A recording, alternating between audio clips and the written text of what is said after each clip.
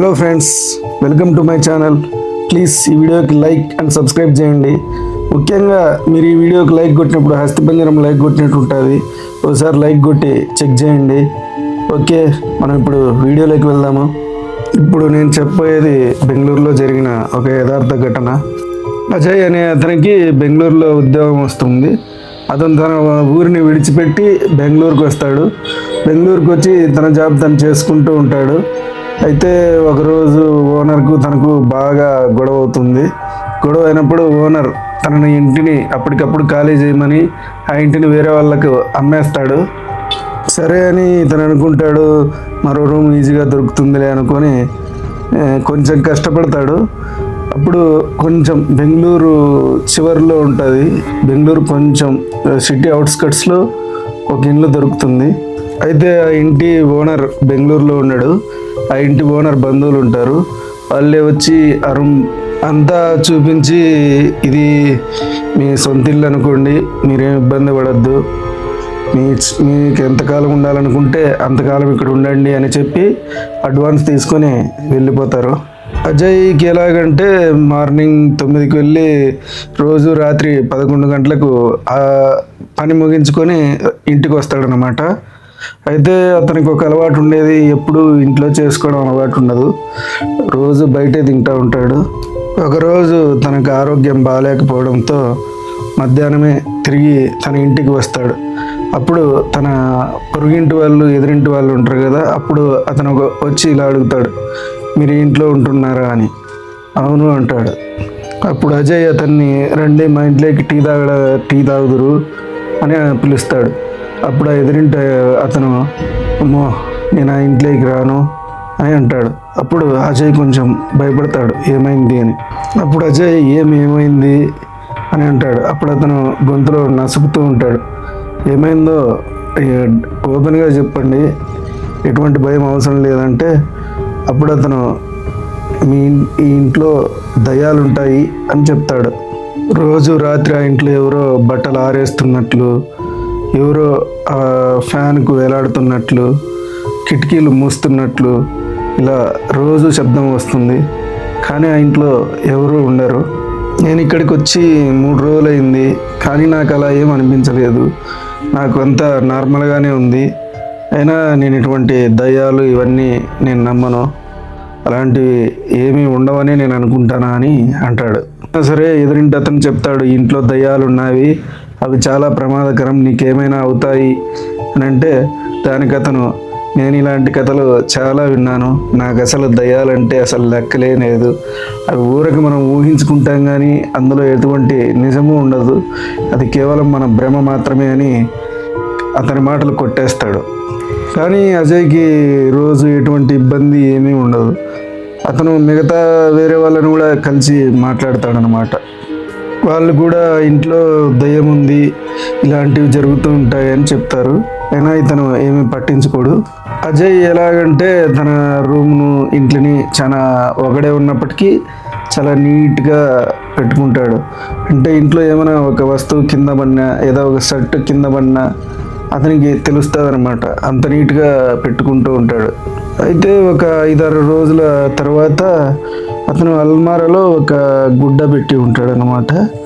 అది పొద్దున్న లేచి చూసే తల్లికి అది కింద పడి ఉంటుంది. కింద పడి లైట్గా తడి ఉంటుంది అనమాట. అంటే ఎక్కువ నీళ్ళు ఏమి ఉండవు, కానీ జస్ట్ అలా తుడిస్తే మనం గుడ్డలకు తడేసి తుడుస్తాం కదా, అలా అనిపించింది. ఇది ఎలా జరుగుతుంది, నేను పైన పెట్టాను కదా, ఇది కిందికి వచ్చి ఈ తడి ఎలా అవుతుంది అని అనుకుంటాడు. అలాగే రోజు ఆ తర్వాత రోజు కూడా అది అల్మారాలో ఉంటుంది గుడ్డ, కానీ తడి ఉంటుంది. అప్పుడు అతను అనుకుంటాడు, ఏమైంది, మనకు వర్షం పడలేదు, నేను ఏమీ దీన్ని నీళ్ళలో నానబెట్టలేదు, కానీ దీనికి తడి ఎలా వస్తుందో అని ఆలోచిస్తూ ఉంటాడు అనమాట. మిగతా బట్టలు తీసి చూస్తే అవి తడిగా ఉండవు, అవి మాత్రం బాగుంటాయి. ఓన్లీ అది ఒక్కటి మాత్రమే తడిగా ఉంటుంది. తర్వాత రోజు ఏమవుతుందంటే, బయట వర్షం పడడంతో అతను షూస్ లోపలికి తెచ్చుకుని ఉంటాడనమాట. అతను ఏం చేస్తాడంటే, ఈ బట్టతోనే ఆ షూస్ కొంచెం బుడద తుడుచుకొని అది అక్కడ రేపు ఉతుకుదాంలే అని బకెట్లో వేస్తాడు కదా, రాత్రి పండుకొని ఉంటాడు. కానీ తిరిగి నెక్స్ట్ రోజు లేచి చూస్తే అది మళ్ళీ సేమ్ నైట్ ఉంటుంది కదా, కొంచెం బురద మార్కులు ఉంటాయి కదా, అదంతా నీట్గా క్లీన్ చేసి మళ్ళీ ఆ బట్ట మొత్తం తడిసి ఉంది కదా, అట్లా తడవకుండా రోజులాగానే లైట్గా తడి ఉంటుంది. అలాగే తిరిగి అల్మారాలో ఉంటుంది. అప్పుడు అజయ్ కొంచెం భయం వేస్తుంది, ఆలోచనలో పడతాడు. ఏంది ఇది ఇలా జరుగుతుంది, ఇది నిజమా లేకపోతే ఏమైనా నేనే భ్రమపడుతున్నానా అని అనుకుంటాడు. రాత్రి నేను నిజంగానే బురద తొక్కానా, ఈ గుడ్డతో తుడిచానా లేదా అని అదే ఆలోచనలో అలాగే ఉండిపోతాడు అనమాట. ఎందుకంటే కింద అంతా శుభ్రంగా ఉంటుంది, ఆ గుడ్డ కూడా అసలు బుడదతో తుడిచినట్లు కానీ బుడద మరకలు కానీ ఏవీ ఉండవు అనమాట. అంత నీట్గా క్లీన్గా ఉంటుంది ఆ గుడ్డ మాత్రం. కానీ బాత్రూంలోకి వెళ్ళి చూస్తే అందులో నీళ్ళు ఉంటాయి, బుడద కూడా ఉంటుందన్నమాట. కానీ ఈ గుడ్డ మాత్రం అల్మారాలో ఉంటుంది. అది చూస్తే కొంచెం షాక్ అవుతాడు, కొంచెం ఒంట్లో వణుకు పుడుతుంది. కానీ ఆలోచిస్తాడు, లోపల తలుపులు వేసినట్లే ఉన్నాయి, రెండో తలుపు లేదు, కానీ ఇంట్లోకి ఎవరు వచ్చి దీన్ని శుభ్రం చేస్తున్నారు అని ఆలోచిస్తూ ఉంటాడు. ఎందుకంటే అతనేమి పని మనిషిని పెట్టుకోలేదు. ఒకవేళ పని మనిషి వచ్చినా అంత ఉదయాన్నే లేదా రాత్రి ఎవరు వచ్చి ఈ పనులు చేస్తారని అనుకుంటాడు. ఒకవేళ చేసిన ఓన్లీ ఆ గుడ్డనే ఎందుకు బకెట్లో ఉతికి అక్కడ ఆరేసింది, మిగతావేమీ శుభ్రపరచదు. ఓన్లీ ఇది కింద టైల్స్ ఉంటాయి కదా, అవి మాత్రం నీట్గా తుడుస్తుంది. ఇలా అనుకుంటూనే మార్నింగ్ ఆఫీస్కి వెళ్తాడు. తిరిగి సాయంత్రం వచ్చినప్పుడు ఆ చుట్టుపక్కల వాళ్ళను అడుగుతాడు, ఇంట్లోకి ఎవరైనా పని మనిషి వచ్చి వెళ్తుందా అని అడుగుతాడు. అప్పుడు వాళ్ళు ఒక పని మనిషి దగ్గరికి తీసుకువెళ్తారు, వాళ్ళ ఇంట్లో పనిచేసే పని మనిషికి. అప్పుడు ఆమె అంటుంది, ఎవరైనా అలా మూసేసిన ఇంట్లోకి పని మనిషి వచ్చి ఇలా పనిచేస్తారు, నేనైతే అసలు చేయను అని అంటుంది. మీ చుట్టుపక్కల ఎవరైనా చేశారేమో కనుక్కో అని అంటే, మిగతా వాళ్ళు కూడా ఎవరు ఇక్కడైతే చేయరు, ఇక్కడ చేసేది నేనే. ఒకవేళ వాళ్ళైనా కూడా మీరు ఇలా తలుపులు వేసి ఉంటే ఎందుకు వచ్చి క్లీన్ చేస్తారు, అది నీకు తెలియకుండా మీరేమీ పని చెప్పకుండానే ఎలా చేస్తారు అని అంటారు. అందులోనూ ఆ ఇంట్లో దయ్యాలు ఉన్నాయంటారు, అందులోకి వెళ్తే ఏమైనా చెడు జరుగుతుంది అంటారు. కాబట్టి నేను ఆ ఇంటి చుట్టుపక్కలకు కూడా రాను, మా వాళ్ళు కూడా అక్కడికి రారు అని చెప్తుంది. అవును, మీరు చెప్పేది కూడా నిజమే అనుకుని అజయ్ ఇంట్లోకి వెళ్తాడు. అయితే వెళ్ళిన వెంటనే పండుకొని నిద్రపోతాడు. కానీ తర్వాత రోజు చూస్తే మళ్ళీ సేమ్ ఫ్లోర్ అంతా నీట్గా తుడిచినట్టు ఉంటుంది. అండ్ రోజు ఒక డ్రెస్సులు, షర్టు, ప్యాంటు ఉతికి నీట్గా ఐరన్ చేసి ఉంటుంది. అండ్ దాంతోపాటు ఒక బ్లూ టై కూడా ఉంటుంది. ఈ విషయాన్ని ఆఫీస్కి వెళ్ళినప్పుడు తన యొక్క ఫ్రెండ్స్తో షేర్ చేసుకుంటాడు. అప్పుడు వాళ్ళ ఫ్రెండ్స్ నవ్వుతారనమాట, ఏదిరా అలా చెప్తున్నావు, ఒకవేళ దయ్యం ఉన్న మనుషులను చంపుతుంది లేదా హింసిస్తుంది లేదా భయపెడుతుంది, కానీ ఇలా నీట్గా క్లీన్ చేయడం, శుభ్రపరచడం, ఈ డ్రెస్సులు ఐరన్ చేసి ఇవ్వడం, ఇదంతా కామెడీగా ఉంది, ఇది అసలు మేము నమ్మము అంటారు. నేను మీలాగే అనుకున్నాను రా మొదట్లో, కానీ ఇది రోజు జరుగుతూ ఉంది. సరే అని రోజు రాత్రి మేల్కొందాం అనుకుంటాడు. ఇలా 5-6 రోజులు ఎలాగైనా నేను మేల్కొని ఏం జరుగుతుందో చూడాలి అనుకుంటాడు. కానీ అతను రోజు పని చేయడం వల్ల నిద్ర పగులంతా ఉండకపోవడం వల్ల ఖచ్చితంగా నిద్రపోతాడనమాట. నిద్రపోయి నెక్స్ట్ రోజు చూస్తాడు, అక్కడ సేమ్ ఇలాగే ఫ్లోర్ అంతా క్లీన్ చేసి ఉంటుంది, అలాగే ఐరన్ చేసిన షర్టు, ప్యాంటు, టై ఉంటుంది. కానీ అజయ్ ఇలా అనుకుంటాడు, ఇప్పుడు నన్ను దయ్యం ఏం చేయడం లేదు కదా, అదే ఇంకా ఫ్లోర్ అంతా క్లీన్ చేస్తూ ఉంది, నాకు డ్రెస్ బాగా ఐరన్ చేస్తూ ఉంది, సరే ఏమన్నా జరగని, నన్నేం ఇబ్బంది పెట్టడం లేదు కదా అని అలాగే దాన్ని లైట్ తీసుకొని అలాగే ఉంటాడనమాట. అలా ఒక 10-15 రోజులు అలాగే జరుగుతుంది. అయితే ఈసారి తర్వాత రోజు ఆఫీస్లో ఏదో ఫంక్షన్ ఉండడం వల్ల అతను ఒక డ్రెస్సు, ఒక ప్యాంటు, ఒక టై పెట్టుకుంటాడు. అయితే నెక్స్ట్ చూసే తాలికి ఆ షర్టు ప్యాంటు ఉంటాయి కానీ టై మాత్రం బ్లూ కలర్ టై మాత్రమే ఉంటుంది. ఇలా రోజు డ్రెస్సులు మారుతాయి కానీ టై మాత్రం బ్లూ కలర్దే ఉంటుంది అనమాట.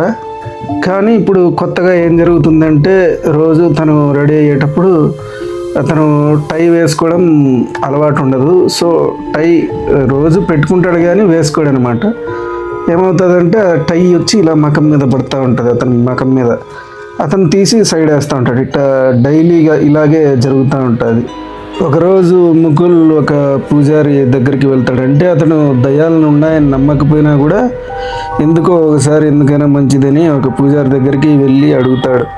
ఇలా జరుగుతూ ఉంది, అది నిజమేనా అని అడుగుతాడు. అప్పుడు ఆ పూజారి, అవును, దయ్యం నిన్ను రోజు ఆ టై దయ్యాలు ఖచ్చితంగా ఉన్నాయి, అది నిన్ను ఆ షర్టు ప్యాంటుతో పాటు ఆ టైలో కూడా నువ్వు వేసుకుంటే చూడాలని ఉంది అనుకుంటా అని చెప్తాడు.